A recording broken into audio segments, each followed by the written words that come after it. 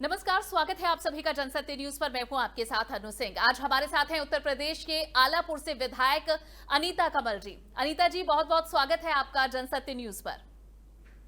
Thank you. Anita ji, इस पूरे जी। Corona संकट के दौरान क्षेत्रों की स्थिति कैसी है? वहां के विधायक, सांसद या फिर मंत्रियों के मंत्रालयों का हाल हम जानने की कोशिश कर रहे हैं और आपसे भी आपके क्षेत्र के बारे में ज्यादा हम जानने की कोशिश करेंगे कि आखिर कितना प्रभावित हुआ है आपका क्षेत्र इस पूरी कोविड-19 की महामारी के दौरान और किन किन क्षेत्रों में इसका असर पड़ा है और आप कैसे मदद कर रही हैं, ये हम आपसे इस पूरी बातचीत में जानेंगे। सबसे पहले अनीता जी बताइए कि आखिर कितना प्रभाव पड़ा है, कितना अफेक्ट पड़ा है आपके आलापुर क्षेत्र में, और आप वहां जाती होंगी लोगों के बीच, तो आपने क्या देखा है, कैसे परिस्थितियां बदली हैं? मैं अपने आलापुर की जनता को बहुत-बहुत धन्यवाद देना चाहूँगी, क्योंकि उन्होंने लॉकडाउन का, जैसे माननीय मोदी जी का जो निर्देश पे, माननीय मुख्यमंत्री जी के निर्देश पे उन्होंने लॉकडाउन का विशेष रूप से पालन किया है। इसके लिए मैं अपनी जनता को, अपनी आलापुर विधानसभा की जनता को बहुत-बहुत धन्यवाद देती हूँ। और मैं आपसे बताना चाहूँगी कि मैं अपनी विधायकी निधि से 13 लाख रुपया मैं शासन में देने का काम की हूँ, जिससे सैनिटाइज़र, मास्क और वितरण कराए गए हैं। हमने मंडल अध्यक्षों के माध्यम से वितरण करवाए हैं, अपने खुद जाके गाँव-गाँव में वितरण करवाए, अभी वितरण हो भी रहा है। और लोग बिल्कुल सावधान हैं इस बीमारी की वजह से, क्योंकि जनता जागरूक है, लोग जान रहे हैं कि इसका कोई इलाज नहीं है। अनीता जी, क्योंकि आप एक महिला विधायक हैं, तो मैं आपके नजरिए से थोड़ा और समझना चाहूंगी कि ये स्थिति कैसे बदली है और लोगों के जीवन पर, उनकी जो दैनिक दिनचर्या जो रहती है, उस पर कितना असर पड़ा है। क्योंकि जब आप अपने क्षेत्र में जाती होंगी, जो महिलाएं घरों में रहती हैं, उनसे भी आपकी बात होती होगी, आप उनके भी संपर्क में होंगी, तो जरा उनका दृष्टिकोण बताइए कि आखिर उनके लिए स्थिति कैसी है। क्योंकि गाँव में तो हम तो ज़मीन से जुड़े हुए हैं, गाँव में हम जाते हैं तो महिलाएँ बिल्कुल प्रधानमंत्री जी की प्रशंसा करती हैं कि चलिए कम से कम ये सरकार है और लोगों पर ध्यान दे रही है, जैसे राशन वितरण हुआ है, गाँव-गाँव में लोगों के लिए कोई भूखा नहीं मरा हमारे क्षेत्र में। और जो भी बेरोज़गार हैं, जो बाहर मज़दूरी करते थे, उनको उनको भी पैसा दिलवा है। अनीता जी, आपने बताया कि आपने अपने जो विधायक फंड है उससे भी तकरीबन 13 लाख रुपए देकर लोगों की मदद की है। रोजगार बहुत छिने हैं लोगों के, और जो लोग प्रवासी मजदूर बाहर शहरों से अब क्षेत्र में आए हैं, उनके आने से क्या कोई सिचुएशन में बदलाव आया है या फिर उनका रोजगार नहीं है, तो उसका असर कैसे लोगों के जेब पर पड़ रहा है? उस दिशा में आप कुछ मदद कर रही हैं क्या? जैसे लोगों का कहना है, जो लोग बाहर से आए हैं, लोग तो पहली बात यही कह रहे हैं कि हम लोग सुरक्षित रहें। जब जीवन रहेगा तो हम लोग बहुत रोजगार अपना ढूंढ लेंगे, लेकिन जीवन रहेगा तब ना रोजगार ढूंढ पाएंगे, बिना जीवन का नहीं। और जो भी हो सकता है, हमारे जैसे अनाज खेत से राशन द्वारा हम वितरण करवाए भी हैं, तो हम अपने व्यक्तिगत जैसे राशन से, अपने पैसों से कुछ जो भी की कृपा हुई हमारी पे वितरण करवाए हैं। और लगे हुए क्षेत्र में कोई प्रकार की दिक्कत ना होने पाए। अनीता जी, जिस तरह आपने बताया कि लोगों के रोजगार पर तो असर पड़ा है, लेकिन कैसे आप ये सुनिश्चित कर रही हैं जो सरकारी योजनाएं या मदद है वो लोगों तक पहुंचे, आपके क्षेत्र में पहुंचे? सरकारी योजनाएं सब पहुंच रही हैं, क्योंकि अभी 5 करोड़ का जो पीडब्ल्यूडी विभाग से क्षेत्रों का विकास हुआ है, और गांव-गांव में जहां पानी एकत्रित हो जा रहा था, वहां सड़कों का निर्माण हुआ है। और अभी हमारे देवारा माझा में पानी के जल भराव के कारण ही संपर्क मार्ग से पुलिया थी ही नहीं। वहां बड़ी दिक्कतें उठानी पड़ती थी किसानों को, महिलाओं को, बच्चियों को। लोग विद्यालय नहीं जा पाते थे, क्योंकि बीच में पानी था, गांव बगल में गांव था, इधर गांव था, बीच बगल में खेत था। अभी 1 करोड़ का बजट पास करवा के उसका बजट पास हो गया है और निर्माण होना शुरू हो गया है। बहुत क्षेत्र का विकास भी हो रहा है। और जहाँ तक हमको जानकारी है, गाँव-गाँव में जाकर हम परेशानियाँ भी पूछती है। भाई व्यक्तिगत रूप से कोई मदद नहीं कर सकता, लेकिन हमको हमारे लायक कोई भी काम हमारे से जो हो सके आप लोग पूरी तरह से कह सकती हैं। महिलाएं पूरी तरह से अपनी बात कर सकती हैं हमसे।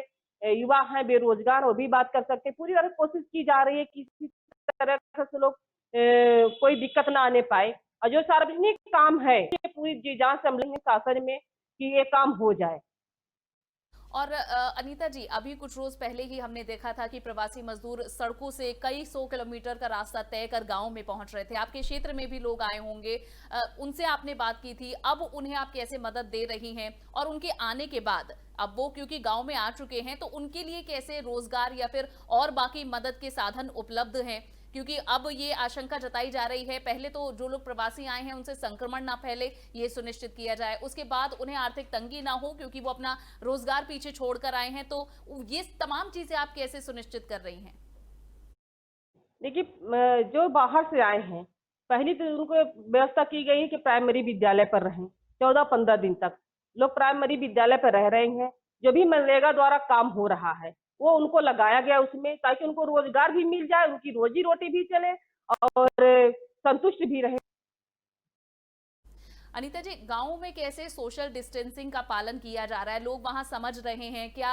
इस बात को ध्यान में रखा जा रहा है कि एक जगह ना इकट्ठे हों, मुंह पर मास्क लगाएं और पूरा संक्रमण से बचने के लिए जो तमाम उपाय होते हैं उनको ध्यान में रखें? तो क्या इन चीजों का पालन हो रहा है? आप उसमें कैसे मदद कर रही हैं? आपको बताना चाहेंगे कि गांव में महिलाएं बिल्कुल ऐसे दुपट्टा बांध करके चल रही हैं, गमछा लगा करके पुरुष लोग से बिल्कुल लॉकडाउन का पालन कर रहे हैं। और हमें पूरा विश्वास है। अभी देखिए, यहाँ पर हमारे जहांगीरगंज में अभी कोई बीमारी पाया नहीं गया है कोरोना संबंध में।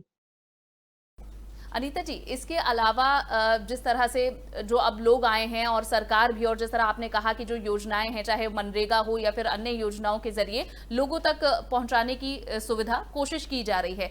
इसके अलावा आप बताइए, जब आपसे बातचीत हम कर रहे थे तो आपने कहा था कि मुझे जल्द ही अपने क्षेत्र में जाना है, तो आपका क्या रूटीन रहता है? आप क्या करती हैं रोजाना? आप क्षेत्र में जाती हैं, लोगों से बात करती हैं, क्या लोगों की शिकायतें या फिर मांग रहती हैं, कैसे आप उन पर काम करती हैं? लगभग 8:30 बजे तक हम कार्यालय पर अपने बैठ जाती हैं। 12 बजे तक जन सुनवाई करते हैं। 12 बजे के बाद क्षेत्र में और क्षेत्र में निकलने के बाद तमाम समस्याएं आती हैं महिलाओं के लिए जो घर से बाहर आती हैं। अब तो महिलाएं बहुत खुश हैं। उज्ज्वला योजना के तहत गैस कनेक्शन दिया जा रहा है, उनको उनको राशन मिल रहा है। और तमाम जैसे छोटी छोटी समस्याएं वो मैं ब्लॉक तक नहीं पहुंच पाती हैं, तो उनकी फोन कर देते हैं। छोटे छोटे काम पूरे हो जा रहे हैं। इससे महिलाएं संतुष्ट हैं। हम पूरी तरह से तो नहीं कह पाएंगे, लेकिन ज्यादातर हम कहेंगे महिलाएं, युवा सब लोग संतुष्ट हैं। क्योंकि काम तो जो क्षेत्र में हो रहा है सरकार द्वारा वो तो हो ही रहा है। जब विधायक जाके जनता से मिलता है तो ऐसे लोग, जनता, ऐसे लोग, महिलाएं, युवा है, बुजुर्ग है, लोग खुश हो जाते हैं कि अपना विधायक खुद आके मिल रहा है, हमारी समस्या को सुन रहा है। प्रयास पूरी तरह से हम कर रहे हैं। कुछ प्रयास कर रहे हैं, कुछ तो समस्या का समाधान हो जा रहा है, कुछ समस्या का समाधान नहीं हो पाता है, लेकिन उसके लिए भी प्रयास करते हैं, वो भी समस्या का समाधान हो जाए। अनीता जी, मैं प्रवासी मजदूरों के बारे में ज्यादा आपके क्षेत्र का जानना चाहूंगी। जिस तरह से अब सरकार कह रही है कि हम उन्हें यही रोजगार दिलाएंगे, आपके क्षेत्र के लोगों को कैसे रोजगार के जो विकल्प होंगे वो उपलब्ध होंगे? और आप जब बात करते हैं, एक बड़ी समस्या यहाँ सरकार के सामने ये भी आ सकती है कि जब ये पूरा लॉकडाउन खत्म हो, महामारी खत्म हो, तो उसके बाद लोग उन राज्यों में वापस जाएं जहां पर वे नौकरी करते थे, जहां उन्हें काम मिलता था। तो कैसे उनके क्षेत्र में ही, उनकी जमीन पर ही, उनके राज्य में ही उनको नौकरी मिलेगी और वो वापस ना जाए? इसलिए लोगों को इतना प्रभावी कुछ काम दिया जाए या रोजगार दिया जाए, तो ये कैसे देखा जाएगा? आप अपने क्षेत्र के बारे में भी बताएं। लोग क्या कहते हैं कि महामारी खत्म होने के बाद क्या वो वापस जाएंगे महानगरों में? जी, देखिए, अभी हमारे आलापुर विधानसभा एक ग्रामीण क्षेत्र है, पिछड़ा हुआ क्षेत्र है।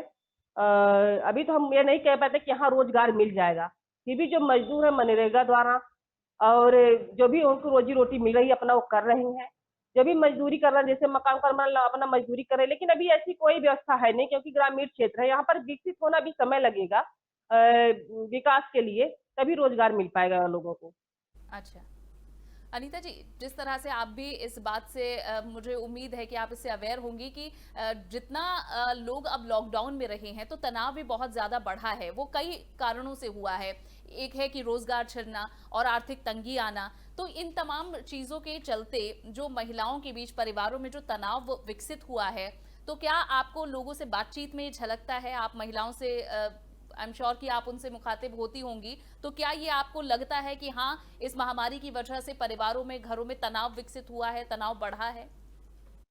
देखिए, आजकल लोग जागरूक हो गए हैं। कोई ऐसा तनाव नहीं है, क्योंकि लोग पहला काम है, लोग पहली प्राथमिकता लोग अपनी जान बचाना चाहते हैं। जब जान बचेगा, हम सुरक्षित रहेंगे, तभी हम आगे बारे में सोच पाएंगे। ठीक। तो अनीता जी, अब आगे आपकी क्या योजना रहेगी? क्या चीजें हैं जो आप अपने क्षेत्र में लाना चाहेंगी ताकि लोगों को दिक्कत ना हो, क्योंकि ये कोरोना का संक्रमण बहुत लंबा चलने वाला है जिस तरह से जो एक्सपर्ट्स बता रहे हैं। तो ऐसे में क्योंकि अब परिस्थितियां बदल चुकी हैं, तो कौन सी चीजें हैं जो बहुत जरूरी हैं आपके क्षेत्र के लिए? क्या आपकी प्राथमिकताएं रहेंगी? जी, अभी तो हम क्लियर नहीं बता पाएंगे, साफ नहीं बता पाएंगे आपको, लेकिन हम पूरा प्रयास कर रहे हैं कि कोई ऐसी योजना आए यहाँ पर, जैसे चीनी मिल हुआ और कोई ऐसी योजनाएं हुई, जो बड़ी बड़ी योजना है ले आए अपनी विधानसभा में, ताकि लोगों को रोजी रोटी लग सके और छोटे छोटे लोग अपना व्यवसाय कर सके, दुकान खोल सके, जैसे ताकि उन लोगों की रोजी रोटी चल सके। तो अनीता जी, इस वक्त कितने आपके क्षेत्र में लोगों के पास उनको कोई तंगी ना हो, आर्थिक तंगी ना हो, इसके लिए रोजगार मिल रहा है, मनरेगा के तहत काम मिल रहा है? जरा इसके बारे में भी कुछ बताइए और आगे ये पूरा करने के लिए क्या आपकी योजना रहेगी?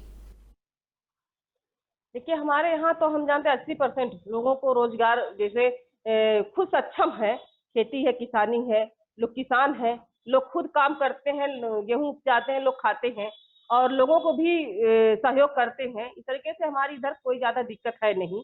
10% है जो मजदूरी है, जो बहुत ही गरीब है, जो झोपड़ी डाल के है, बिना उनको जैसे मजदूरी किए उनका कुछ आ नहीं सकता घर में, उनके लिए दिक्कत है। लेकिन फिर भी सरकार उनके लिए व्यवस्था की है, राशन के लिए राशन भी वितरण हो चुका है और पैसा भी वितरण करवाया गया है और चना लाई जो भी है सरकार के माध्यम से वितरण करवाया गया। और हम लोग, हमारे कार्यकर्ता जो भी सक्षम है, जो भी यहाँ के व्यक्ति डॉक्टर्स हैं, जो भी बड़े बड़े बिजनेसमैन हैं या बड़े किसान जो सब्जी उपजाते हैं, बड़े बड़े बड़े जैसे खेती करते हैं, वो सहयोग दूसरों का कर रहे हैं यहाँ पर।